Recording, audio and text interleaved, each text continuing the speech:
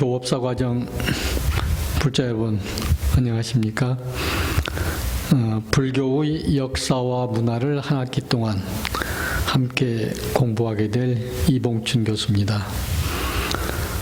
강의 첫날부터 반가운 인사도 나누지 못하고 비대면 녹화 강의를 할 수밖에 없어서 아쉽고 답답합니다. 이런 현실은 모두가 코로나 바이러스 창궐 때문인데, 이는 그야말로 우리 시대의 인류가 경험해보지 못한 엄청난 재앙입니다. 따라서 여기에 대해서는 여러 가지 분석과 전망들도 이미 많이 쏟아져 나오고 있습니다. 35억만 년 동안 유지하면서 세력을 키워온 코로나 바이러스의 공격이다. 이는 결국 인간의 잘못된 삶의 결과이다. 이런 문제와 관련해서 이제 제2의 지구는 없다. 이런 반성과 경고성의 담론이나 저술들이 쏟아져 나오고 있습니다. 질릴 만큼 많이 듣고 걱정하고 또 공포를 느끼고 있는 이 코로나 바이러스 사태에 관해서 길게 말씀드리고 있을 계제는 아닌 것 같습니다. 그러나 이런 현실과 관련해서 간략하게 두 가지 상황 정도는 함께 생각해보고 넘어가도록 하겠습니다. 이것은 우리들이 불교 공부를 하는 일과도 결코 무관하지 않다, 이렇게 생각되기 때문입니다. 이 강의를 들으시는 여러 불자님들은 교법사 과정을 지금 2학기에 하고 계시는 건데, 특히 이 교법사 과정을 공부하고 계시는 불자님들은 좀 더 다양하게 여러 측면에서 인간을 생각하고 세상을 생각하고 불교를 거기에 응용하고 대입시킬 수 있는 그런 능력이 필요하다고 생각이 됩니다. 따라서 세상 지식이나 불교에 관한 관점이나 이런 것들이 보다 폭넓게 파악되고 자기 것이 되어 있어야 된다라고 생각하기 때문에 바로 이런 현안 문제를 가지고도 좀 얘기를 깊게 나누어 볼 필요가 있다, 이렇게 생각이 됩니다. 코로나 사태가 금년 1월쯤부터 이제 일어났고, 그 뒤에 저 경상북도 대구를 중심으로 해서 급격하게 유행하던 그때쯤입니다. 바로 그 대구에 계시는 제가 잘 아는 스님이 건강이 좋지 못하셔서 올해 이렇게 병을 앓고 계시는데, 문병을 갔던 그때가 생각이 나서 이 코로나 문제와 관련해서 먼저 말씀을 드리고자 합니다. 혹시 이 법사과정 불자님들은 많이 아실 테니까, 교리도 어지간히 공부를 하셨고 불교적인 상식도 이것저것 많이 있을 것이기 때문에 여쭤봅니다마는, 혹시 이산 해원선사 발원문이라고 하는 것을 아시는 분이 계실까요? 질문이 잘못됐습니다. 아시겠죠? 지금 대면으로 강의를 하면은 어느 분이든 손을 들고 말씀을 해주시던, 직접 그 발언문을 한번 읽어주시던 이렇게 하실 텐데, 이건 그야말로 비대면으로 지금 혼자 녹화를 하고 있는 이 현실이어서 그런 좀 생동감 있는 질의응답은 되지 못하겠네요. 이산 해연선사 발원문은 전통적으로 이 불교에서 스님이나 신도나 할 것 없이 공통적으로 많이들 외우고 그 정신을 배우고자 하는 유명한 발원문입니다. 이미 알고 계시는 불자님도 계시고 미처 파악하지 못한 그런 불자님들도 계시겠습니다마는 시방 3세 부처님과 8만 4천 큰 법보와 보살 성문 스님에게 지성 귀하옵나니 이렇게 이제 시작이 되는, 이렇게 해서 이제 일생의 불교적인 신념과 행동과 또는 수행을 회양으로 마무리하는 그런 내용입니다. 왜 코로나 얘기를 먼저 하겠다고 하더니 갑자기 이산 해원선사 발원문인가 아마 의아롭게 생각을 하실 것 같습니다. 제가 이 대구에 계신다는 그 스님은 대학에서 같이 이제 교수로서 대학 생활을 했고, 그때부터 이제 깊이 있게 서로 사귀고 또 좋은 인연을 맺어온 그런 관계인데, 일본 유학 시절부터 조금 건강을 좀 다치셔서 지금은 이제 이미 연만하시고, 그러다 보니까 더 그때의 결과들이 좋지 않아서 많이 고생을 하고 계십니다. 그런데 더군다나 이 코로나가 대구 지역을 중심으로 해서 창궐을 하는 그때였기 때문에 더욱 걱정도 되고, 그래서 그 스님을 한번 찾아뵈야 되겠다라고 생각을 하고 문병을 갔었던 것입니다. 근데 이 스님과 이제 이렇게 대면을 딱 하고 오랜만에 참 뵙는데, 겉에서 이렇게 보기에는 전혀 어디가 아프신 분인지 뭐가 문제이신지는 느끼지 못할 정도로 의연하고 편안한 그런 모습과 마음으로 앉아 계시더라고요. 물론 이제 손님이 왔다고 하니까 자세를 고추 세우고 앉아 계신 것일 수도 있겠습니다만은, 참 모처럼 병문안을 통해서 보게 되는 스님인데 전혀 병석에 있었다고는 생각지 못할 정도로 의연하고 담담한 모습으로 보고 계시면서 미소로 저를 맞아 주시더라고요. 그래서 이제 인사를 끝내고 이런저런 걱정을 하고 이러는 가운데 얘기가 코로나 사태 안 나올 수가 없죠. 더군다나 거의 그냥 진원지라고나 할 정도로 심각했던 그 대구에서의 문제, 이런 걸 이제 얘기가 될 수밖에 없었는데, 그런 얘기가 될 수밖에 없었는데, 바로 이 스님이 그런 사태를 걱정을 하시면서 이산 해원선사 이 발원문 가운데 나오는 그 말씀을 꺼내더라고요. 여기서 이미 그 발원문을 읽어보신 혹은 잘 알고 계시는 불자님들한테는 더 이상 설명이 필요 없겠습니다마는, 모르시는 불자님들도 거기에 이런 얘기가 있구나 라고 하는 것을 이제 느끼시게 될 텐데, 저도 이미 잘 아는 발원문이지만 그 스님을 통해서 이 발원문 말씀을 들을 때 그렇구나 하는 느낌을 새삼스럽게 받았어요. 그게 뭐냐면, 불자는, 불교를 수행하는 사람은 언제라도 불교를 수행하고 자기화시키는 그런 일을 해야 되겠구나 하는 생각을 새삼스럽게 하게 됐습니다. 그 스님이 하신 말씀 가운데는 말하자면 불자들이, 불교 수행자가, 신행자가 해야 될 일로서 말하는 가운데 이런 대목이 있어요.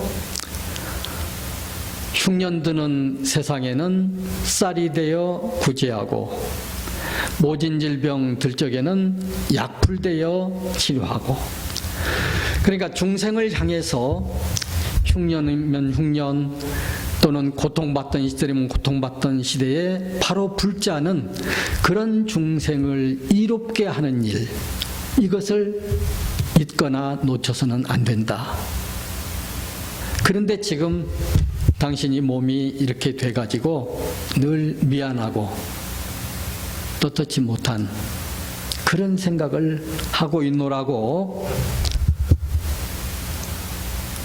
이렇게 말씀을 하시는 겁니다.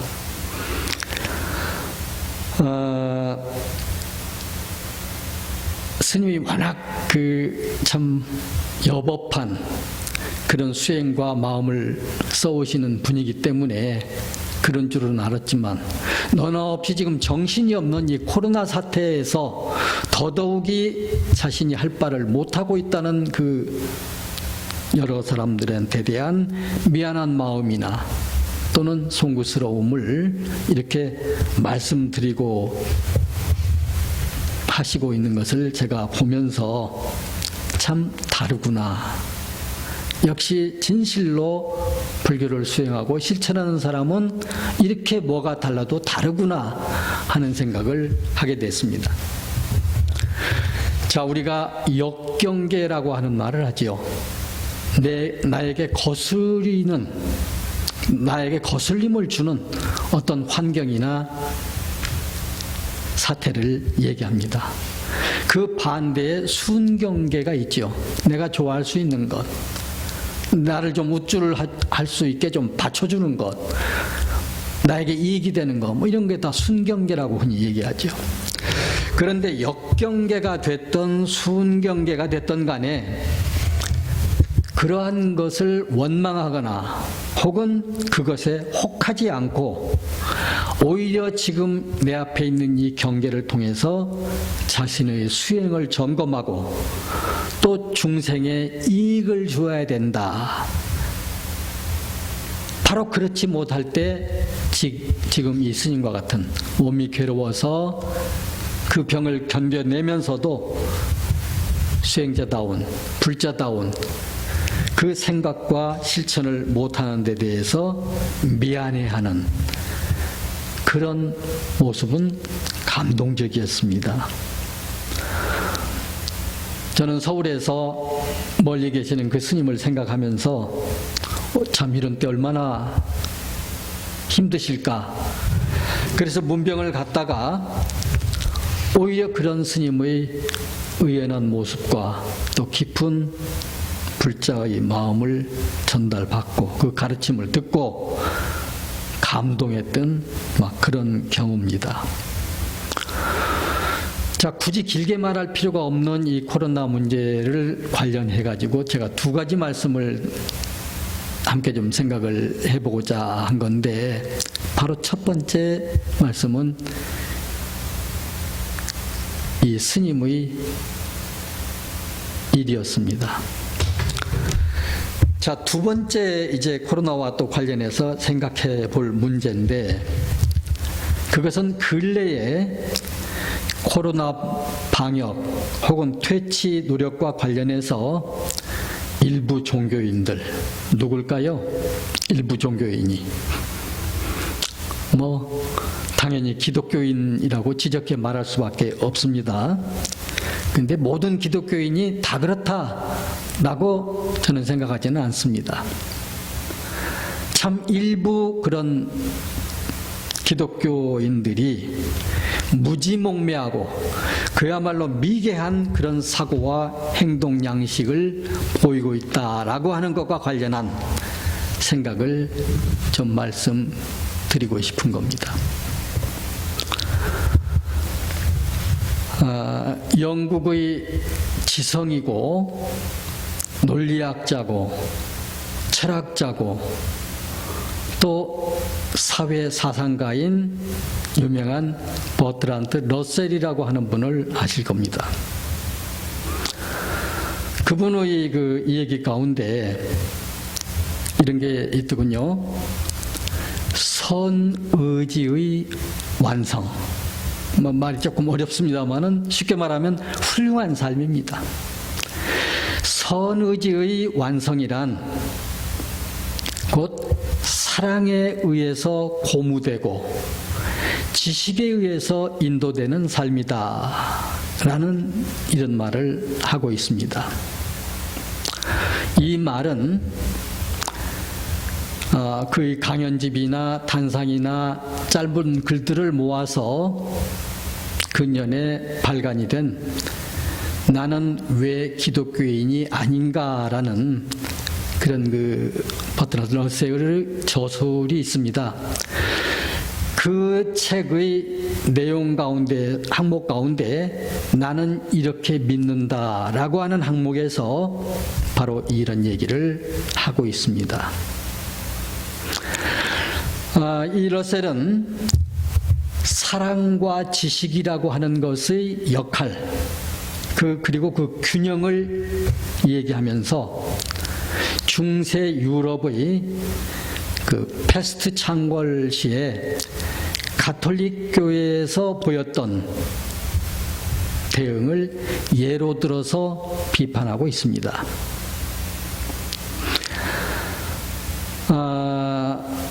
엄청난 재앙을 가져왔고 수많은 사람들의 생명을 휩쓸어 갔던 그 대재앙 앞에서 그때 보였던 그 사람들의 형태도 여러 가지일 텐데 그래도 이 종교라고 하는 사람들에게 믿음을 갖게 하는 많은 의지를 주는 대표적인 이 중세의 가톨릭 교회에서 그때 했던 대응은 바로 교회에 모여서, 성당이라고 하는 것이죠. 교회에 모여서 열심히 하느님께 기도를 드리는 일이었어요. 자, 그랬을 때 이 패스트 역시 격리 수용하는 게 원칙이에요. 오늘 코로나도 마찬가지이고 대체로 이 전염병은 집단적인 이 모임, 이건 그야말로 위험한 일이죠. 그래서 이걸 물리치는 데는 첫째로 격리 수용이 돼야 된다. 격리해서 이겨내야 된다. 이건데 이 사랑이 깊은 가톨릭의 성직자들은 사람들을 교회로 불러 모아서 함께 열심히 기도를 드리도록 독려를 했습니다. 그 결과가 어떻게 됐을까요? 더 많은 사람들이 패스트에 걸리고 죽어나가는 그런 현실을 보였던 것입니다. 그러니까 쉽게 말하면 이 가톨릭의 성직자들은 그 시대의 어려움에 처한 사람들에 대한 사랑의 마음은 대단히 깊었어요. 그러니까 그 사랑의 마음을 가지고 어떻게든지 이들을 고난에서 구해줘야 되겠다. 그 방법은 기도다.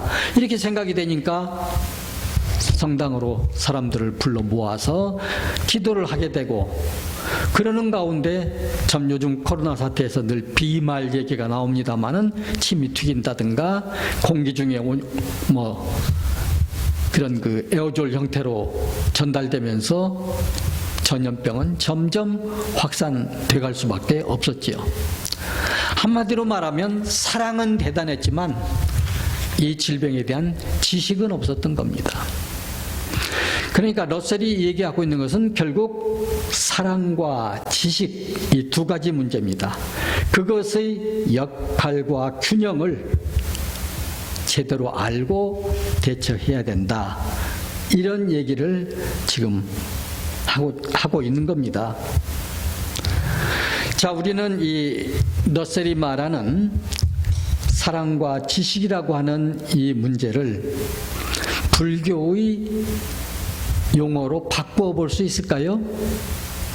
번안시켜 볼 수 있을까요? 아마 이미 생각들을 하고 계시겠습니다만은 사랑은 불교의 자비와 대응할 수 있겠네요. 또 지식은 지혜와 대비시켜 볼 수 있겠죠. 불교에서 순서로 말한다면 지혜와 자비 이렇게 이제 순서가 그렇지만 함께 이렇게 자비와 지혜라고 말해도 뭐 잘못될 것은 없겠지요. 자, 불교의 자비와 지식 혹은 지식과 자비로 번안해서 대응시킬 수가 있겠는데, 물론 우리 불교에서 이 지혜와 자비 혹은 자비와 지혜를 해설을 한다면 그냥 말하는 사랑과 지식과는 완전히 차원이 다른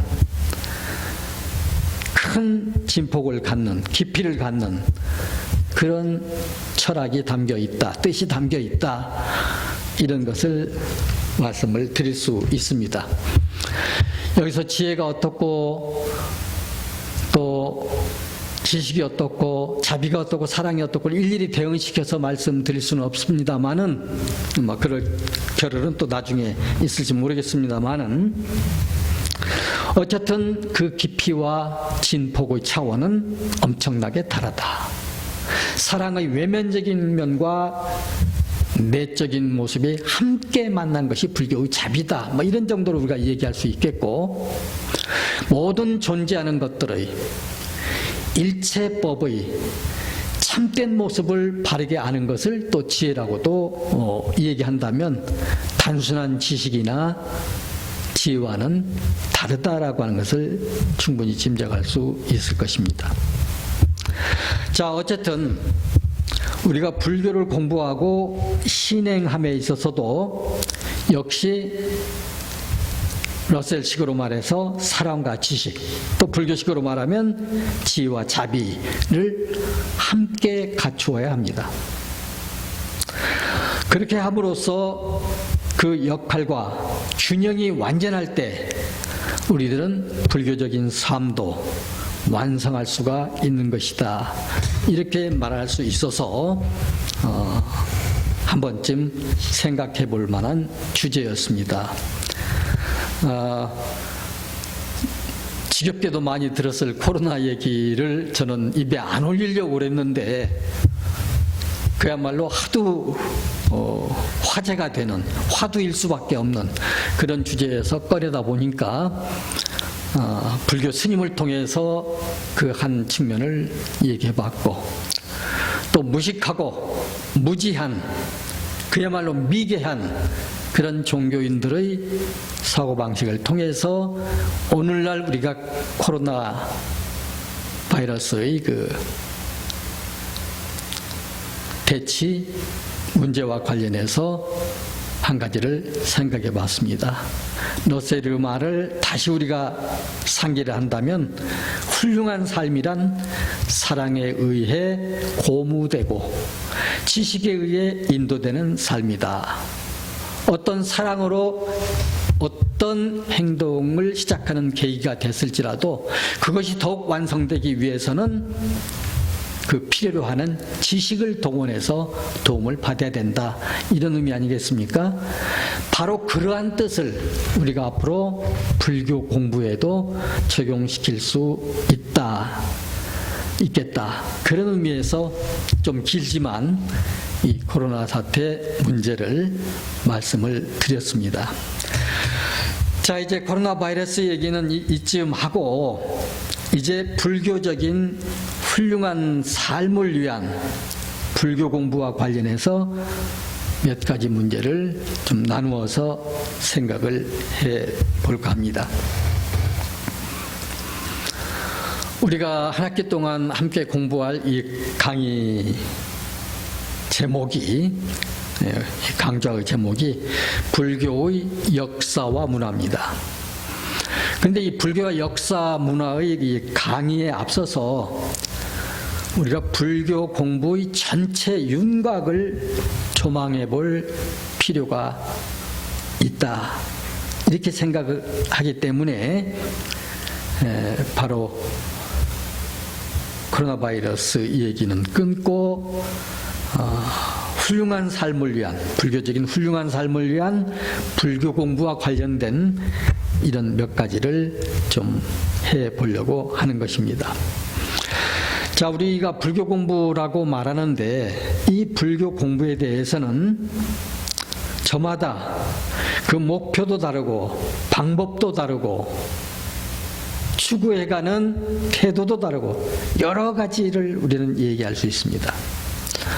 어떤 경우에는 오직 불교의 신심이 장하다, 지극한 신심이면 더 이상 우리가 뭐 불교 얘기할 필요가 없다, 이렇게 이제 생각하는 경우도 있을 거고, 어떤 경우는 수행이라고 하는 문제, 뭐 깨달음, 무슨 정진력, 이런 것이 중심이 되는 그런 불교를 하는 수도 있겠고, 또 어떤 경우는 불교의 합리적인, 보편적인 그런 교리적인 이해를 통해서 종교적인 실천을 얻고자 하는 또 그런 경우도 있을 거고, 그래서 이 불교 공부에 대해서는 목표나 방법이나 또는 여러 가지 문제들이 저마다 같지가 않다, 이것을 먼저 전제를 합니다. 그러나 그런 경우에도 우리는 그 불교 공부라고 하는 것의 전체 방향에 대해서 또 그 윤곽을, 조망을 해보는 일이 필요하다. 그러니까 조망해 본다는 말은 좀 멀찌감치 떨어져 가지고 전체를 이렇게 한번 아울러서 보는 거예요. 그러니까 우리가 불교를 한마디로 지혜와 자비라고 하는 말로 압축해서 얘기하는 경우도 많은데, 그 지혜와 자비의 균형 또는 역할이라고 하는 문제를 생각할 때도 더욱 불교 공부 전체에 대한 조망은 필요하다, 이렇게 말씀을 드릴 수밖에 없습니다. 자, 불교 전체의 방향과 윤곽을 조망하기 위한 이 공부는 우선 크게 세 가지로 구분해서 파악을 할 수가 있습니다. 물론 이러한 설명이나 이러한 안내도 뭐 불교 공부를 하시는 분마다, 학자마다, 뭐 교수마다 또 다 다를 수 있어요. 근데 저는 이런 생각을 하면서 불교 공부를 해왔고 가르쳐 왔기 때문에 여기서 다시 한번 이 문제를 생각하고 있는 겁니다. 저는 불교 다양한 분야 가운데서도 불교 역사, 불교 사학이라고 그러죠. 불교 사학을 주 전공으로 했습니다. 요즘 박사 그러면은 요즘 너무 조금밖에 몰라요. 옛날 박사들 그러면 대단했는데 요즘 박사들은 그만큼 좀 시원찮아요. 그래서 넓을 박사가 아니고 얇을 박사라고 우리가 농담들도 합니다. 박사라고 해봐야 아는 게 뭐가 있냐. 자, 그만큼 학문이 세분되고 세분돼 가지고 자기 전공이라고 해봐야 극히 조금밖에 커버하지를 못합니다. 제가 불교 역사 그러지만 불교 역사가 얼마나 광범합니까? 그 광범한 그 역사 가운데서도 저는 정확하게 말하면 한국 불교사 전공입니다. 한국 불교사 가운데서도 시대별로 또 나눠서 조선시대 불교사 전공입니다. 신라시대 불교 그야말로 찬란하지요. 고려시대 불교 그야말로 국가적인 불교가 되죠. 그런데 조선시대가 되면 불쌍해서 봐줄 수가 없는 그런 불교가 조선시대 불교예요.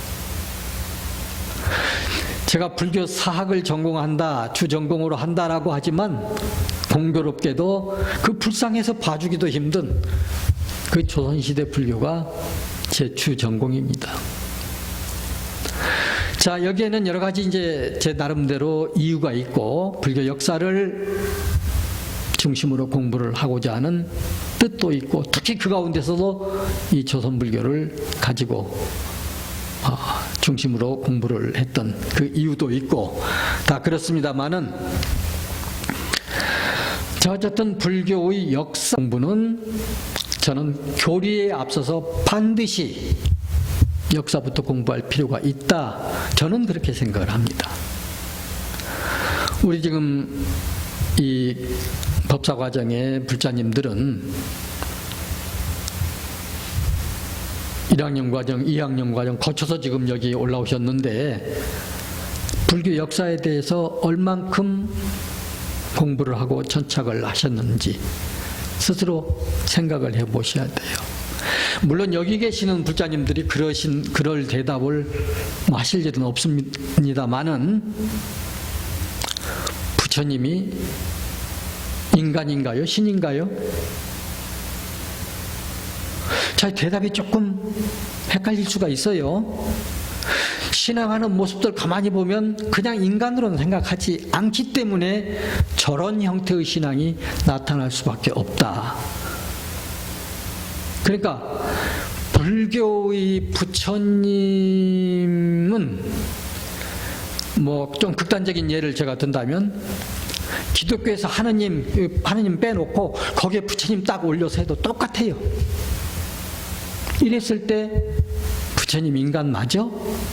아니지. 부처님도 신이지. 하나님보다 더 훌륭한 신이지. 이렇게 생각할 수도 있습니다. 그런데 그러한 믿음, 신심은 갸륵할지 몰라도 그것은 역사적인 사실과는 무관합니다. 뭐 앞으로도 이제 얘기가 많이 이제 나올 수 있겠습니다만은 하여튼 우리가 역사를 먼저 파악한다고 하는 것은 좀 엉뚱한 데 가서 그냥 찾는 게 아니고 차근차근 밟아야 될 코스를 밟아가면서 부처님의 바른 가르침에 우리가 안착을 하자, 이런 생각을 갖고 있고, 제 자신은 그래서 이 불교 역사에 대한 공부가 먼저라고 생각을 하는 겁니다.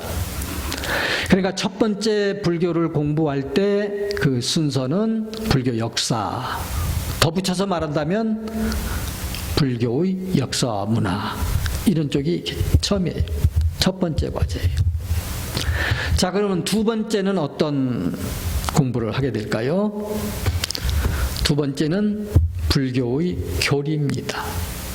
이것은 불교 사상이에요.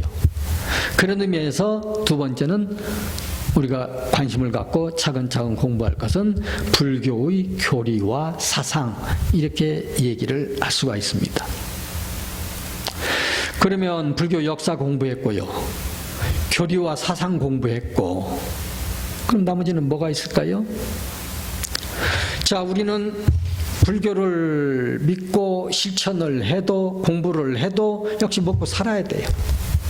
이 세상에 태어난 인간에게 있어서 삶이라고 하는 문제는 누가 뭐라고 해도 지구한 가치입니다. 불교의 진술을 우리가 얻기 위해서도, 참된 부처님의 가르침에 우리가 도달하기 위해서도 지금 가진 이 견고하지 못한 육신을 통한, 뭐 정신도 포함됩니다만은 그 삶은 소중한 거죠. 그렇다면은 그 삶을 위해서, 그 삶의 완성을 위해서 우리는 불교를 어떻게 응용할 것인가, 또는 불교를 어떻게 실천할 것인가, 요 문제입니다. 세 번째 문제가. 그래서 세 번째는 불교의 응용과 실천, 이런 문제예요.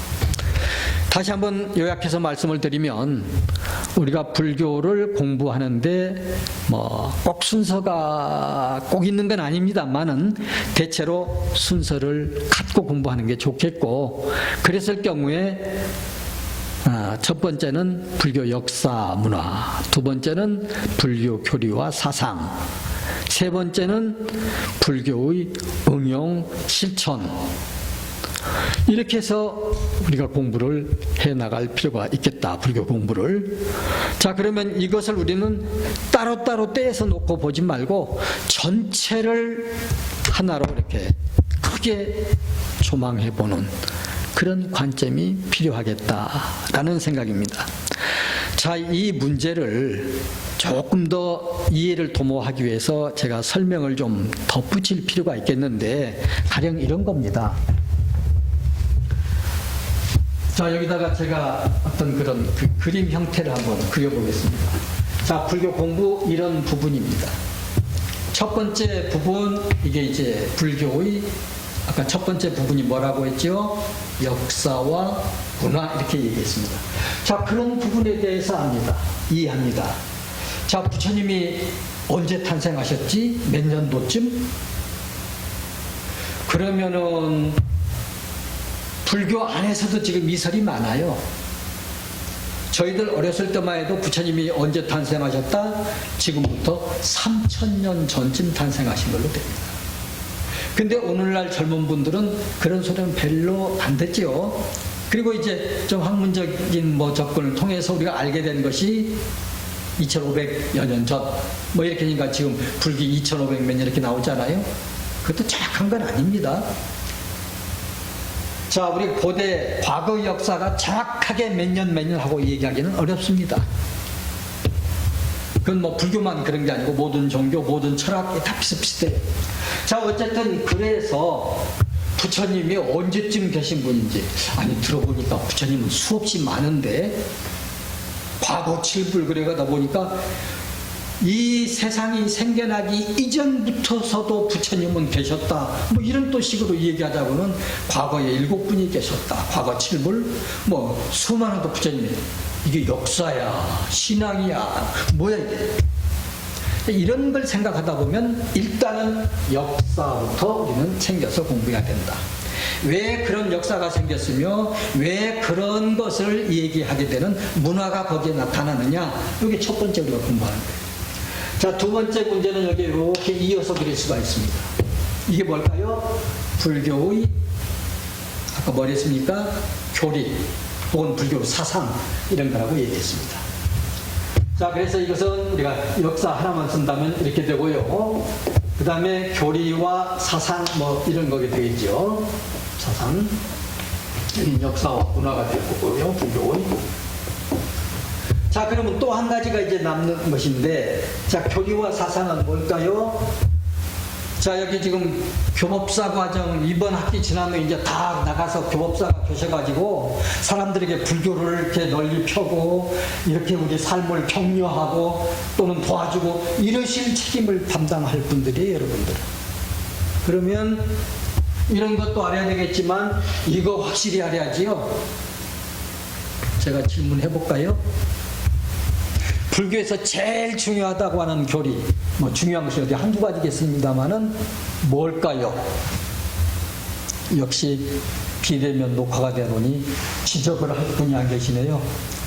지금 댁에서 듣고 계시는 어떤 불자님들 제가 번지수 말하면 탁탁 지적을 드릴 텐데 대답을 해보세요. 대체로 그 순서는 어떤 식으로 되어 있을까? 이게 그야말로 교회, 넓은 바다와 같다고 얘기할 정도니까 이걸 그렇게 쉽게 한두 마디로 얘기하기 어려워요. 그건 우리가 차차 앞으로 공부를 해가면서 조금씩 언급이 될 테니까 그때 보기로 하겠습니다만은, 자, 그러다 보니까 불교의 교리를 통한 부처님 가르침에는 어떤 사상이 있다, 이렇게 이제 얘기할 수 있겠지요.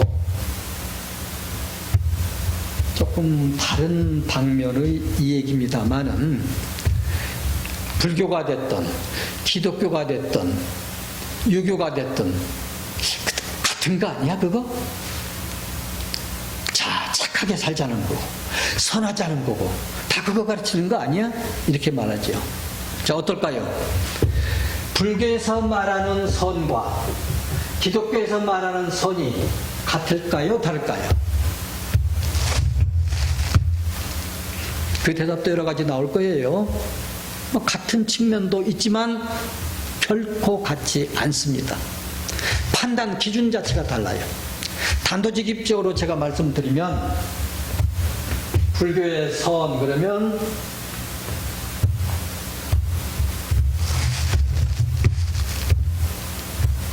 남의 이익을 가로막거나 빼앗는 거예요. 그것을 하지 않는 거예요.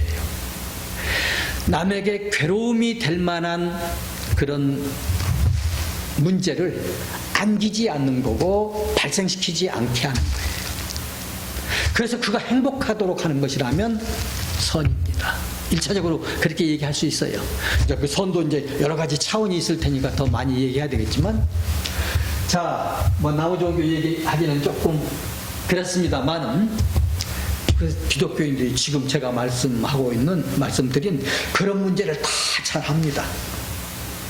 잘하는데 유감스럽게도 하느님을 믿지는 못한다. 절대주의신 그 하나님을 잊지 못한다 하면 그 사람, 그 기독교인이 하는 그런 일은 선일까요, 악일까요? 그건 선이 아닙니다. 왜? 하나님을 받들지 못하니까, 인정하지 않으니까. 그러니까 불교에서 말하는 선과 기독교에서 말하는 선이나 뭐 이슬람이나 뭐 유교나 말하는 선은 다 똑같은 거 아니야? 이렇게 할 수가 없어요. 소위 가치에 대한 판단이 있는 겁니다. 또 거기에 이런 방법론이 또 다른 거예요. 자, 이러다 보니까 우리가 불교 교리를 이해하는데도 참 쉽지 않은 과제입니다만 정확하게 이해할 수 있어야 돼요. 파악할 수 있어야 돼요. 거기에 어떤 사상이 깃들어 있느냐라고 하는 것도 예를 들면 이건 제가 가정하는 겁니다. 불교에서 같으면 설사 부처님께 좀 불경을 범하는 일이 있더라도 중생을 건지고 이롭게 한다면 우리 부처님은 어떻게 할까요? 오케이, no problem, 괜찮아, 너 그 중생 위해서 해, 이렇게 하실 분입니다. 그게 불교 사상이에요. 그게 무연대비고 절대 대잡인 겁니다. 신을 중심으로 한 종교에서 그런 생각 가질 수 있어요? 못 가져요. 가지면 그건 자기들 정체성이 문제가 되는 거예요. 자, 여기서 이런 문제까지 다 얘기하기는 좀 그렇고, 하여튼 교리와 사상 이렇게 공부한다면 이제 세 번째, 인간의 삶에 관한 그런 문제로서 불교의 응용, 어떻게 그런 부처님의 교리나 사상을 응용할 수 있는가, 이런 문제. 그리고 이것은 구체적인 실천으로 나타나요. 말만 하고 생각만 하고 이렇게 해갖고서는 안 됩니다. 구체적으로 그것을 실천을 해야 되는 건데, 자, 불교의 응용, 실천, 이것은 오늘날에 와서 특히 주목을 많이 받습니다. 왜냐하면 우리가 불교라고 해도 인간의 삶을 빼놓고는 불교가 어디다 써먹을 거예요. 그래서 저는 생각을 해볼 때 삶의 불교다, 불교적인 삶이다 라고 하는 이 문제를 생각하는데, 그럴 경우에 불교 가르침, 불교 진리 또는 불교 어떤 정신, 그런 것을 우리가 어떻게 응용할 것인가, 개개인이 혹은 이 사회에, 정치에, 이런 문명에 어떻게 우리가 적용을 시켜서 실천할 것인가, 이게 그렇게 중요하다는 거예요. 요즘 어떤 큰 스님들 설법 같은 거 이렇게 말에 들어보니까 그런 게 나오더라고요. 방편 말고 진짜 배기. 그러니까 달달하게 겉에 얘기하는 거, 이거 소용없지 않냐. 진짜 불교의 본질이 뭔가를 얘기하지. 물론 중요하죠. 그런 불교 본질이 있기 때문에 저런 응용과 실천도 가능하지만, 오늘날 우리가 이런 교조주의적인, 저도 불교를 가르치면서 대학에서 정년 퇴임을 하고 이렇게 살다 나왔습니다만은, 학자 불교라고 하는 거 제가 해봐도 어떨 때는 좀 이건 아닌데 한심하다는 생각이 들 때가 있어요. 입으로는 좀 제법 잘합니다. 그냥 그럴듯하게. 그런데 돌아서 생각하면 이게 진짜 불교 맞아? 지금 이런 내 얘기가, 내 어떤 신념이 다른 사람한테 전해져서 진실로 그 삶이 불교적으로 발전할 수 있게 만들어주고 있을까? 힘이 될까? 그건 안 돼요. 제가 올 때 잘 안 돼요. 열심히 강의 잘 듣고 열심히 공부해가지고 그걸 통해서 학점은 많이 받을 수 있어요. 그런데 학점 많이 받은 사람이 훌륭한 삶을 산다는 법은 없습니다. 오히려 학점을 잘 받고 머리를 잘 이렇게 썼기 때문에 락키한 그런 재수 좋은 그런 일들이 많이 생긴 그런 경우는 있을지 공부 잘하는 사람 괜히 제가 낮춰 얘기할 필요는 없습니다만 그럴지는 몰라도 진정으로 그게 될 수 있겠나. 자, 이런 여러 가지 걱정을 생각할 때 결국 균형과 역할 문제입니다. 아까 버트란드 러셀이 얘기했죠. 지식과 사랑, 사랑과 지식의 균형과 역할을 얘기했는데, 자, 이런 것들, 역사와 문화, 이런 것들, 교리와 사상, 그리고 이런 것들, 응용과 실천, 이런 것들이 서로 균형과 역할을 맡아서 균형 있게 잘 조화롭게 될 때 거기에 완성이 있다, 이렇게 보는 겁니다. 자, 이렇게 지금 세 가지 부분을 전체적으로 이제 얘기 드렸는데, 그러면 우리가 지금 해야 되는 어떤 지향점, 완성을 향한 어떤 방향성, 어디서 찾을 수 있을까요? 깊은 신심도 좋고, 아주 깊숙한 그 불교 어떤 본질에 도달해가는 어떤 그런 것도 좋고, 또 사람들을 위한 이 불교적인 응용 실천도 좋은데, 그게 어디서 찾을까요? 제가 그림을 그리면 이 부분이라고 생각해요. 자, 그림을 좀 지금 엉성하게 그리기는 했습니다만은, 자, 역사와 문화를 공부하고, 교리와 사상을 공부하고, 응용과 실천을 공부한다면은, 이 세 가지 분야가 다 떨어진 것이 아니에요. 다 서로 얽혀져 있어요. 그 얽혀져 있는 것들이 공통 분모를 찾다 보니까 바로 요 지점입니다. 그 불교를 하는 사람은 역사도 알아요. 과학적인 지식을 통해서 알아요. 문화도 분석할 수 있어요. 불교 정신도 이해할 수 있어요. 교리의 체계도 가져요. 또 인간 삶이 어떤 것인가에 대한 이해를 가지고 응용 실천할 수도 있어요. 그런 사람이 기도를 한다면 어떻게 할까? 그런 사람이 불교적 실천을 한다면 어떻게 할까? 요 부분에서 나올 수 있다. 저는 그렇게 봅니다. 그렇기 때문에 불교 공부라는 것이 교리 몇 가지 아는 것, 무슨 그냥 가서 앞도 없고 뒤도 없고 그냥 신심만 깊은 거, 이런 것이 아니고 이걸 전체적으로 조망하면서 이렇게 해야 된다 라고 하는 얘기를 제가 먼저 권해 드리고 싶습니다. 아이고, 내 나이 생각해 보니까 언제 저걸 다 하겠노? 나는 이제 금생에는 틀렸지, 그렇게 생각하실 거 없어요. 틀렸다, 늦었다 라고 생각할 때 지금 하면 돼요. 하다가 죽으면 어떻게 될까요? 어떻게 되겠느냐? 죽으면 그만이지. 죽기 전까지 우리는 열심히 진리를 향해서 가는 그런 걸음걸이를 늦추면 안 됩니다. 그것이 용맹정진이에요. 오늘 첫 시간, 첫 강의는 여기서 마치도록 하겠습니다.